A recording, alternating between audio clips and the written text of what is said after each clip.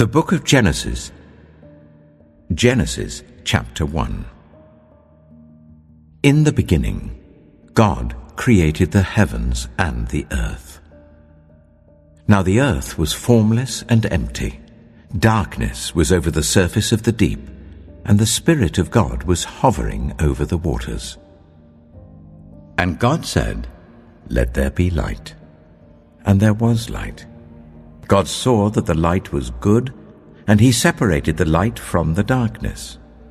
God called the light day, and the darkness he called night.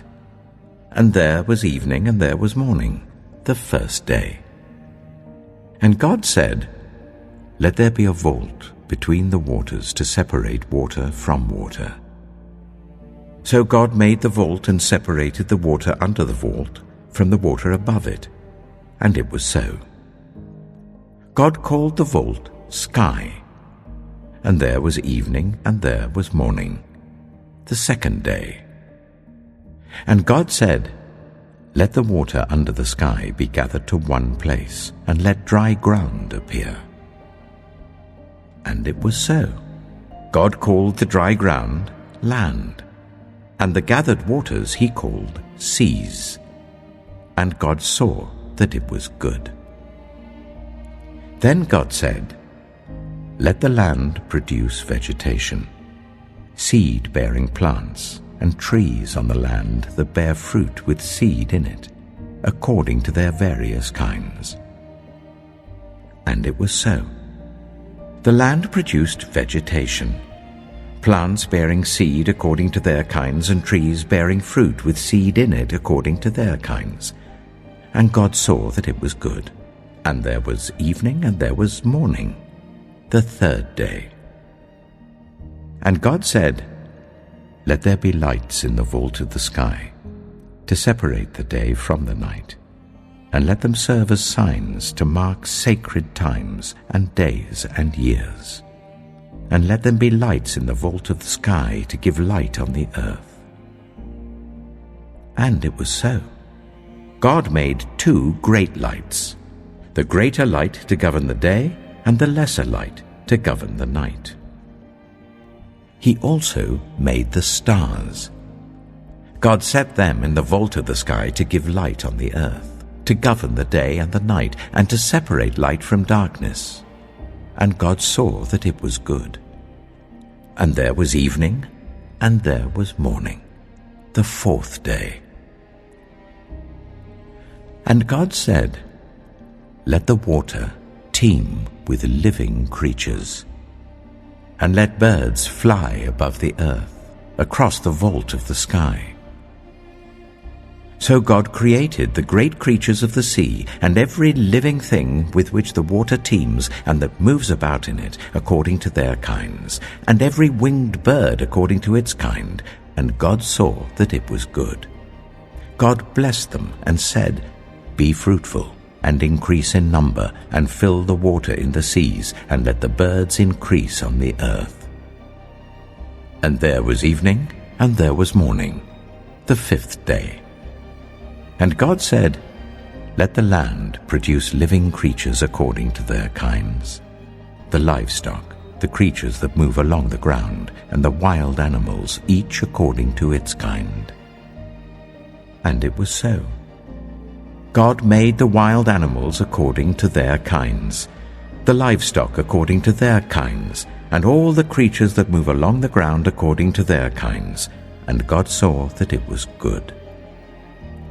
Then God said, "Let us make mankind in our image, in our likeness, so that they may rule over the fish in the sea and the birds in the sky, over the livestock and all the wild animals, and over all the creatures that move along the ground."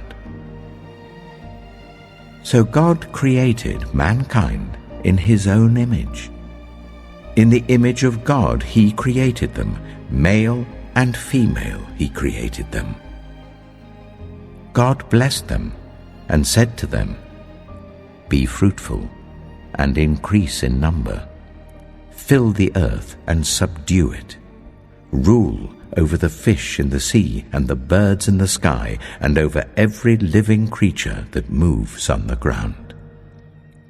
Then God said, I give you every seed-bearing plant on the face of the whole earth, and every tree that has fruit with seed in it. They will be yours for food, and to all the beasts of the earth, and all the birds in the sky, and all the creatures that move along the ground, everything that has the breath of life in it, I give every green plant for food. And it was so. God saw all that he had made, and it was very good. And there was evening, and there was morning, the sixth day. Genesis chapter 2. Thus the heavens and the earth were completed in all their vast array. By the seventh day, God had finished the work he had been doing. So on the seventh day he rested from all his work. Then God blessed the seventh day and made it holy, because on it he rested from all the work of creating that he had done.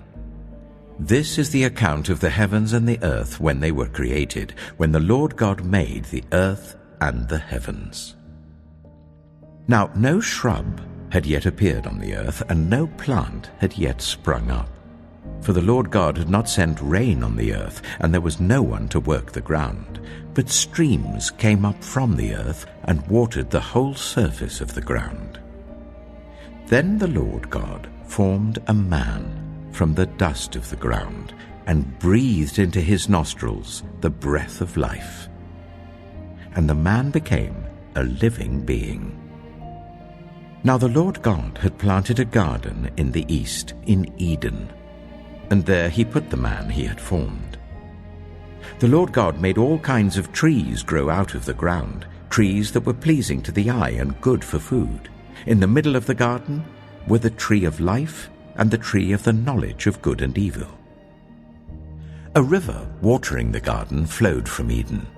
From there it was separated into 4 headwaters. The name of the first is the Pishon. It winds through the entire land of Havilah, where there is gold. The gold of that land is good. Aromatic resin and onyx are also there. The name of the second river is the Gihon. It winds through the entire land of Cush. The name of the third river is the Tigris. It runs along the east side of Ashur, and the fourth river is the Euphrates. The Lord God took the man and put him in the Garden of Eden to work it and take care of it. And the Lord God commanded the man, You are free to eat from any tree in the garden, but you must not eat from the tree of the knowledge of good and evil, for when you eat from it, you will certainly die. The Lord God said, It is not good for the man to be alone. I will make a helper suitable for him. Now the Lord God had formed out of the ground all the wild animals and all the birds in the sky. He brought them to the man to see what he would name them, and whatever the man called each living creature, that was its name. So the man gave names to all the livestock, the birds in the sky, and all the wild animals. But for Adam no suitable helper was found. So the Lord God caused the man to fall into a deep sleep. And while he was sleeping, he took one of the man's ribs and then closed up the place with flesh. Then the Lord God made a woman from the rib he had taken out of the man, and he brought her to the man. The man said, This is now bone of my bones and flesh of my flesh. She shall be called woman, for she was taken out of man. That is why a man leaves his father and mother and is united to his wife, and they become one flesh. Adam and his wife were both naked, and they felt no shame.